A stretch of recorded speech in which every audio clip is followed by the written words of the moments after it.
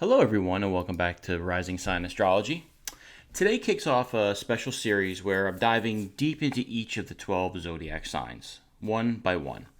So, whether you're new to astrology or you've been studying it for years, this series is meant to spotlight the unique essence, challenges, strengths, and opportunities of every sign.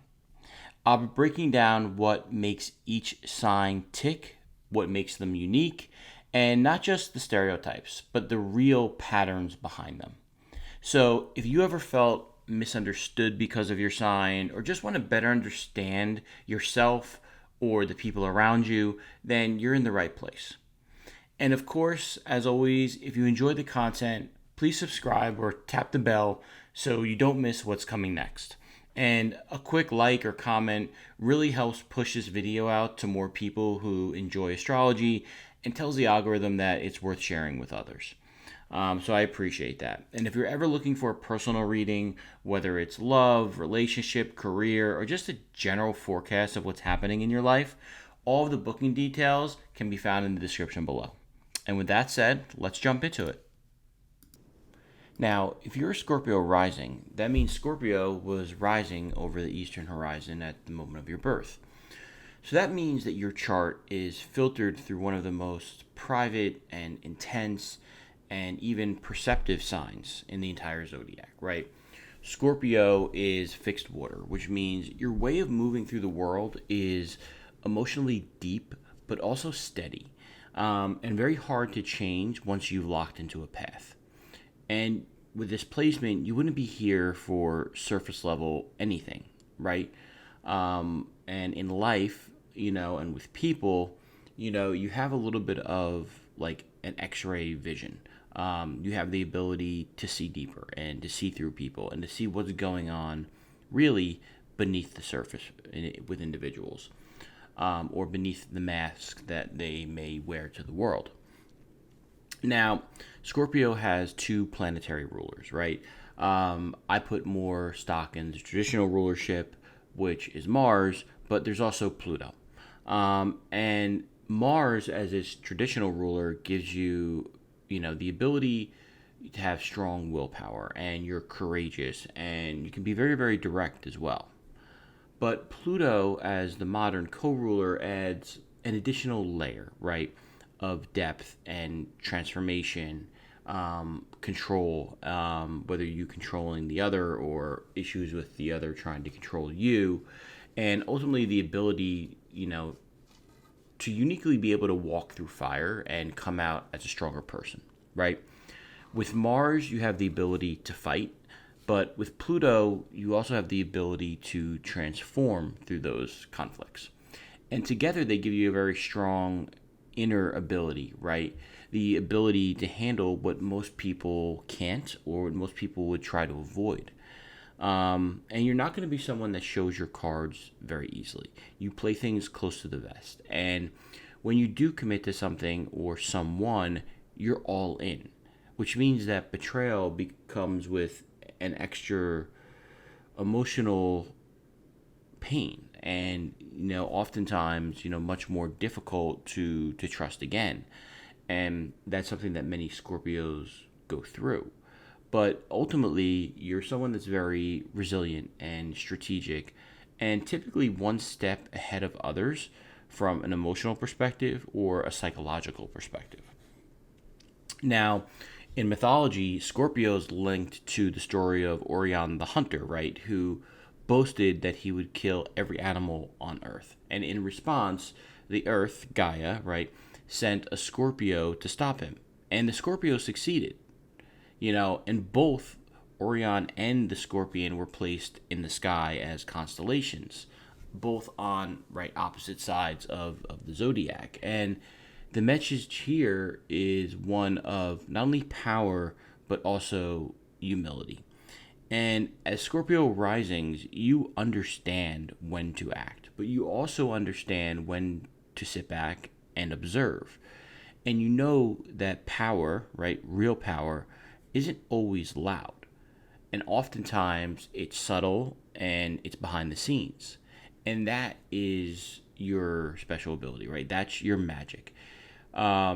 And oftentimes you go through a lot of change in life, but you don't just survive change, you embody it and you come out stronger on the other side.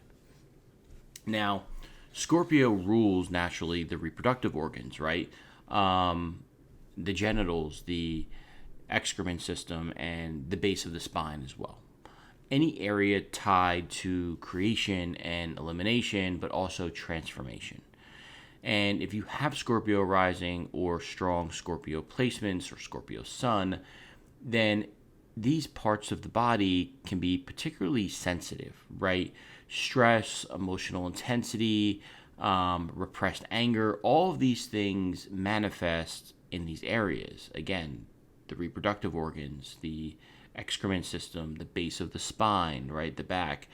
But it can also easily manifest as a hormonal imbalance or reproductive issues, as well as I said, lower back tension.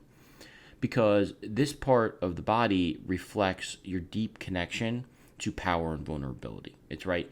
It's what you hold, it's what you release, and how you regenerate. And when you're emotionally stifled or emotionally bottled up, your body tends to carry that weight of either secrecy or control with it. Now, in Vedic astrology, Scorpio is also ruled by Mars, right? Except it's known as Vrishchika.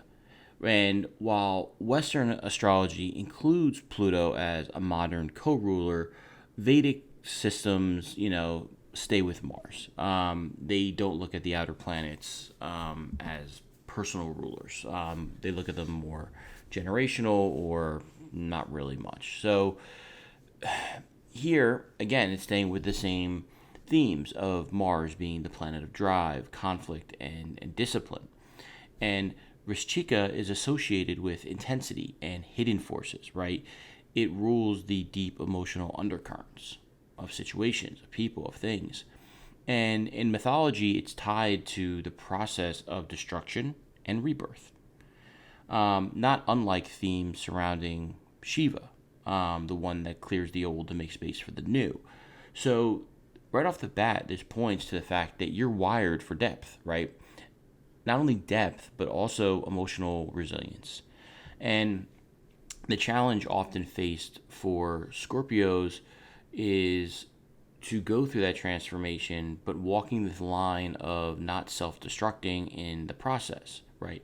Power isn't about control, it's about knowing when to let go and to allow a transformation to happen, even when that's painful. So now let's go through your whole sign chart, starting with Scorpio, obviously in the first house, and moving all the way around. So Scorpio on the first house, which is your body, your physical self, how you're seen in the world, how other people view you and perceive you, right? And with Scorpio here, you naturally come across as somebody that is intense and mysterious, but also strong, right? Even when you're silent. In fact, your silence often enhances the intrigue or the intensity or that mysterious aura around you. And people just sense on a deeper level, even, by their body, that you're not someone to mess with, right? You observe first and speak later. You don't waste time on small talk or superficial connections. You likely have, a somewhat intimidating presence, even if you don't think you do, or, try to project that. Scorpios typically have a very penetrating stare, an aura around them that gives off this protective vibe. And just, there's an energy there that makes people take you seriously. And you're very private. And some people can confuse being private with shy or passive, but you're not that at all. And you're the type of person that once you trust someone, you show extreme loyalty in that relationship, and loyalty as well as a depth of affection and caring that's almost unmatched. But you have to watch out for being guarded or suspicious or too controlling when you start to feel unsafe in a situation or a relationship. Um, and naturally, you're here to go through transformation and to walk through that transformation and to come out more powerful each time. And as a Scorpio rising, you have Sagittarius on the second house, right? Ruled by Jupiter.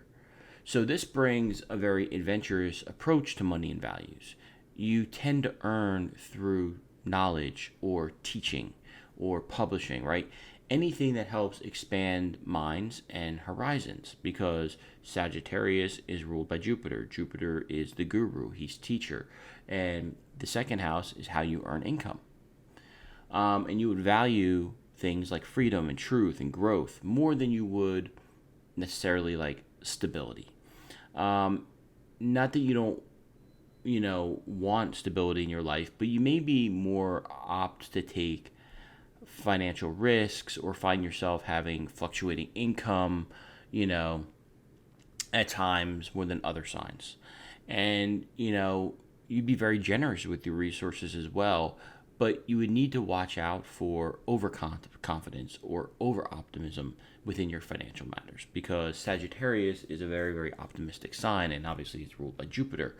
So there's a tendency to either take for granted or just assume that things are always going to be there from a financial perspective. But as a Scorpio, you're wired to go through transformation, so that's ups and downs and ebbs and flows. But deep down, your sense of self-worth is tied to your ability to grow and explore, and not just materially, but also mentally and spiritually. Spiritual growth is very, very important and very closely tied to how you value yourself in this world. And when I look to your third house, you have Capricorn here. So this tells me right off the bat that Scorpio rising would have a very serious, structured mindset. And they do, right? Think in terms of the systems, the timelines, and the practical outcomes that you're always generating. You likely communicate with a great deal of precision, even authority. And you would do so even from a young age. You're not going to be someone that's very chatty or small talky just for the sake of it, right? When you speak, it's usually for a purpose and there's a meaning behind it, right? Capricorn is ruled by Saturn, and Saturn is all about, practicality and structure and seriousness. And the third house is communication. But it's also siblings in your local environment as well. And it's likely you'd have to take on some form of adult responsibilities early in life, especially around your local environment and, as I said, your siblings. And relationship with siblings here could be a little more distant or a little more cold, or just take a lot more effort in order to get positive results. And because the third house also rules learning, for you, learning tends to be a little slower and more deliberate, right? It's that Saturnian influence of a little at a time over a long period of time. But once you do learn something and master it, it sticks forever. And yeah, you're someone that's going to be rather skeptical by nature. You wouldn't just look at the information that you receive at face value. You'd want to look deeper. You'd want proof. And that's all of that Capricorn influence on your third house of, learning and micro learning and absorbing information. And as a Scorpio rising, your fourth house, has Aquarius on the cusp. So this brings usually a very unique and almost detached feeling to your home, family life, relationship with mother or parents. It's likely that you had an unconventional upbringing or one that felt emotionally distant or different from your family. And as an adult, you would crave freedom and space within your home environment, right? You wouldn't do well in an overly emotional or clingy home dynamic. You want your space. You want your time to go off by yourself. You don't want people on top of you. And you prefer intellectual connection in your closest relationships. And again, you'd be very loyal to your chosen family and might create a home that reflects your personal values in terms of how you decorate it, what's represented within it, even if it felt very, very non-traditional in a certain way from typical homes. But for you, privacy and independence at home are going to be key. Now, with Pisces on the fifth house, this gives you a very, dreamy and imaginative quality when it comes to creativity and your romantic life, what brings you joy, and even your children, right? You would love to express yourself through art and drawing and coloring and music, even spirituality, right? Anything that allows for an emotional flow. And you love deeply and romantically. But because Pisces is here, you can also idealize people or fall in love with their potential rather than the reality of who they are. Like a Pisces is great at seeing all of the positive things about somebody and wanting to believe that they're a good person because they have these positive attributes. But most people have some positive attributes, and not everybody is, worthy of your time. And in the fifth house, that needs to be a lesson learned and to be conscious of for Scorpio risings when it comes to their romantic relationships. But in creative projects or creative outlets, you would love that. You'd be inspired by, art and the feeling of diving into a new project. And you would also have a very strong connection to children, right? Whether that's biologically through teaching, again, because your second house is ruled by Sagittarius, ruled by Jupiter. So like a lot of Scorpio risings are teachers in some sense, and you would have very strong connection to whatever children were in your life, whether you're teaching them professionally or through mentorship or biological, whatever the case may be. And you would often play a very nurturing or empathetic role within their life. Just be mindful of losing yourself, either in fantasy or escapism when it comes to too much pleasure or too much, fun or romance or the illusion of it. But overall, Pisces on the fifth is a great placement. And your sixth house is ruled by Aries. So this makes you very active and very direct when it comes to your daily routines, your health life, and your work. You're someone who likes to get stuff done quickly and fast, right? Sometimes with a great deal of urgency or even impatience, right? You just want to go. And you would prefer in this area to work solo or to run your errands by yourself or to work out by yourself, right? You would prefer to lead your own projects rather than taking orders at work. And you would approach health, especially when you're younger, with a great deal of intensity, right? And you would benefit very much from regular physical activity or, fitness routines that have a goal attached to them. Like, I'm going to run 5 miles this week, and next month I'm going to run 8 miles. The month after that, I'll get 10 miles at a time. Like, setting those goals in physical health related areas and exercise routines that you can go at it by yourself not only would be beneficial for you, but you'd enjoy that much more than a team dynamic. But you also need to watch out for burnout as well as inflammation in your body or stress-related issues, because this Aries fire energy could make you push and go too hard and be too much, right? Like overworking out to the point where you're hurting your body, or, working to the point of burnout, and just having such a packed day-to-day schedule that it becomes scattered and you can't handle it all, right? That's the negative side of Aries on the sixth house. But ultimately, with Aries here, you function best when your daily life allows for autonomy, as well as a little bit of challenge there. Now, on the seventh house, you have Taurus. And the seventh house is the house of marriage partners, of committed relationships, any super close one-on-one relationship with the other, or things governed by a contract. And Taurus is ruled by Venus, and this influence brings a lot of stability and loyalty to your closest one-on-one relationships, right? You're going to be attracted to people who are grounded and consistent, but also sensual partners. People who balance out your inner intensity with a little bit of calm, right? There's a nice balancing effect that happens here. And you may take a while to commit, right? But once you do, you be deeply devoted. And in relationships, you want peace and you want loyalty. Those would be the most important things to you. But you can also be possessive or resistant to change.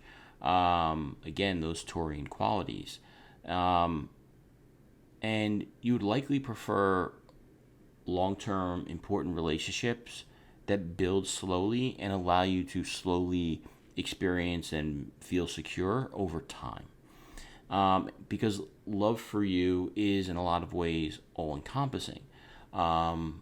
It's not only physical, it's emotional, but above all, it would have to be deeply rooted in trust. That would be a key. And when you feel safe and secure with your marriage partner or the other, your harder edges tend to soften. But when you don't, you also start to shut down. So there's a bit of a polarizing dynamic there. It's very important for Scorpio rising to be in close one-on-one relationships with people that they know that they can explicitly trust 100%.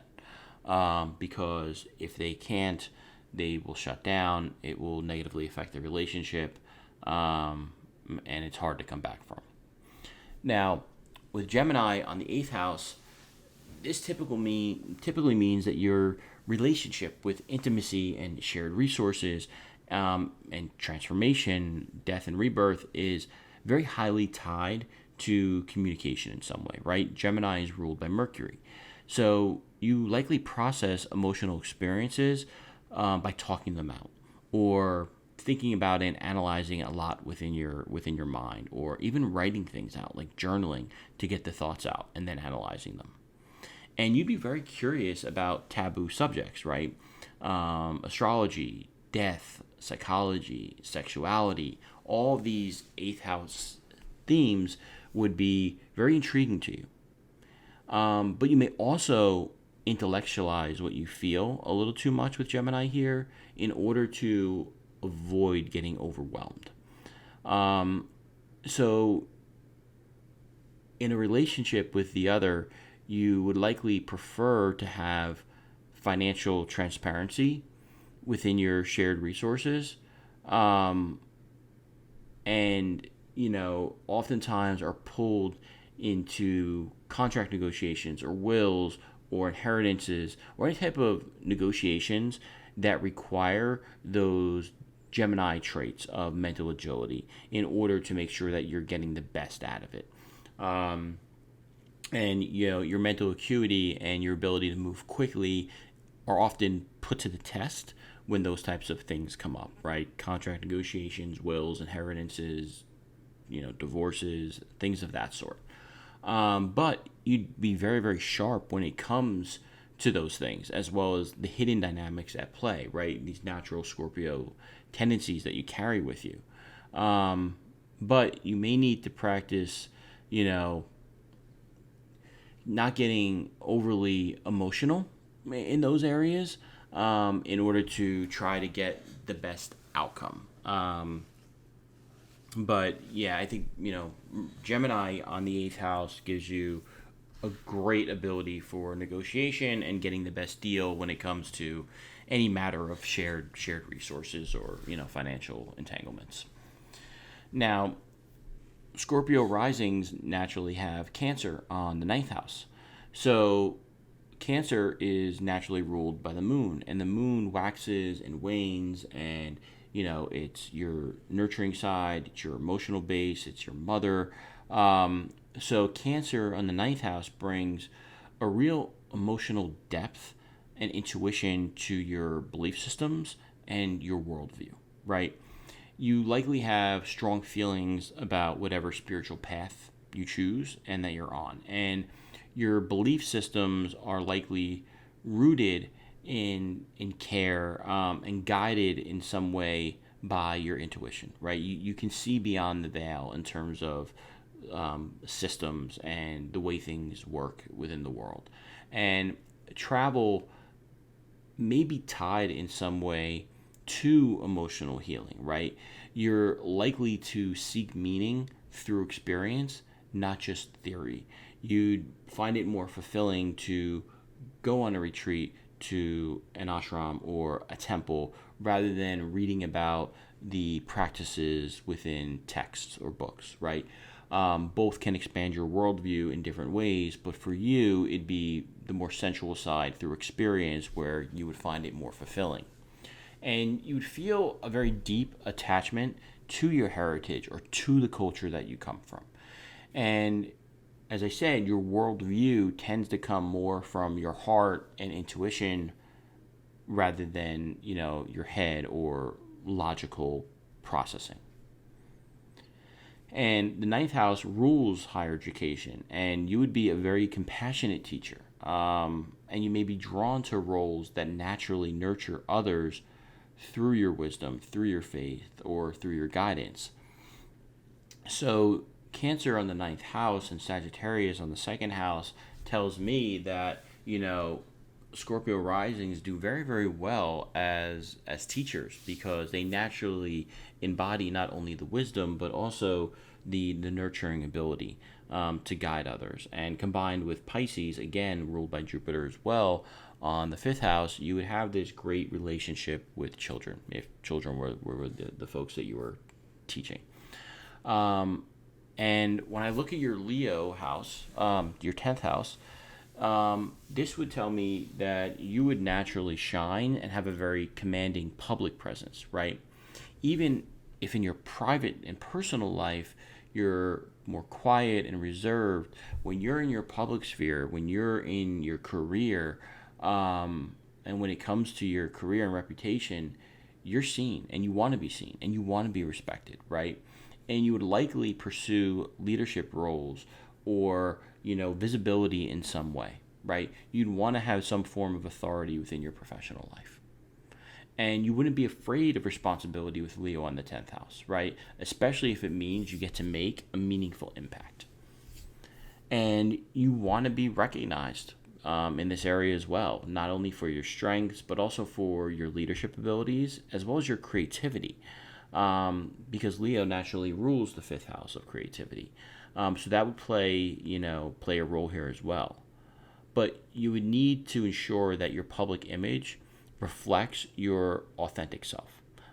Because that's ultimately what you want, the spotlight on you for. You want to be recognized for your true authentic self and then be celebrated for that. And not just for ego, but so that it can serve as an example and help guide others. And you'd be very, very ambitious, but the goal would have to align with your inner sense of pride and passion and purpose. Now, on your 11th house, you have Virgo. So this brings a lot of discernment to your friendships and your goals, right? You'd be very selective with the people that you let into your inner circle. You would prefer one-on-one connections or small groups over larger social dynamics or social scenes or groups. And you're someone who would contribute very meaningfully to the group, right? But likely stay behind the scenes.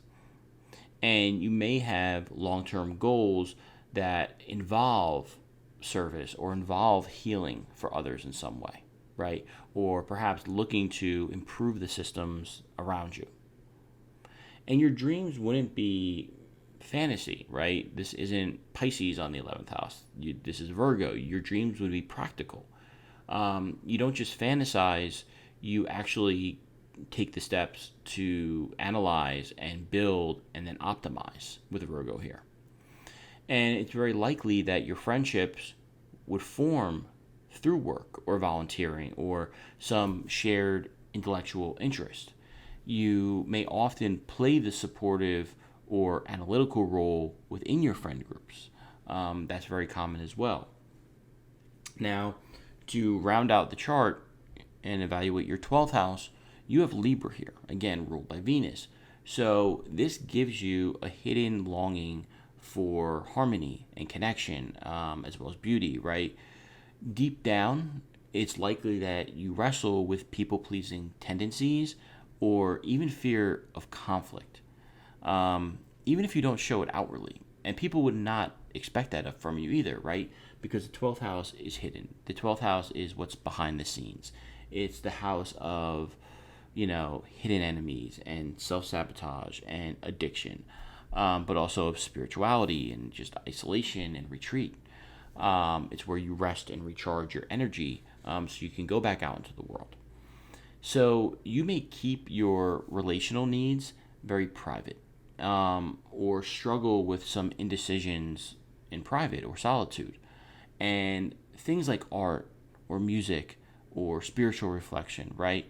These Venusian things would be very healing outlets for you, but you would do them in private, 12th house.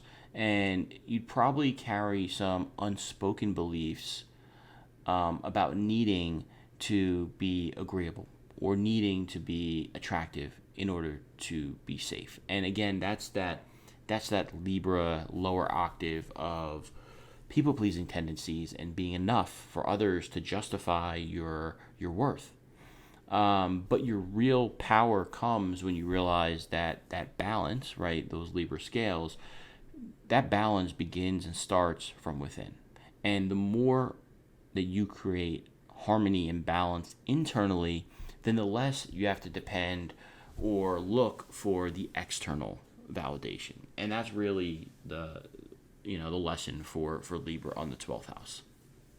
So as a Scorpio rising, you're someone that's here to help others and to transform, right? You're here to face the hard truths dead on, and walk through that fire and transform through life's hardest moments. And by doing that, not only do you emerge stronger each and every time and improve yourself, you also become a shining beacon and example to others going through difficult things. And you're not going to be anybody that does anything halfway, whether it's work, whether it's working out, health routines, romance, relationships. When you're in, you're all the way in. But conversely, when you're out, you're all the way out. And your presence is powerful, even when you're silent, or especially when you're silent. And you're the sign of depth and inner strength. And oftentimes, Scorpio risings early in life may fear that intensity. But once they stop fearing it and own it and integrate it and recognize that it's their strength, they really can become, unstoppable in many ways. So if that resonated or you found that helpful, please drop a comment. Well, that wraps today's video. Thank you so much for watching. If you found this helpful or interesting or insightful, please don't forget to like the video or subscribe, or just drop a comment below, right? Especially if you resonated with the insights around your sign, or if you used it as an opportunity to learn more about someone close to you. I'd love to hear your thoughts. And stay tuned because, I'll be continuing this series or series like this in the future. And as always, if this resonated, please drop your thoughts in the comments. It really helps tell the algorithm that this content is worth putting in front of other astrology lovers. So I appreciate that. And of course, if you're ever looking for a personal reading, whether general or career focused or even romance focused, all of the booking details are in the description below. As always, thanks for watching. Don't forget to like, subscribe, and hit the bell so you never miss another notification. And I will see you in the next one. Thanks.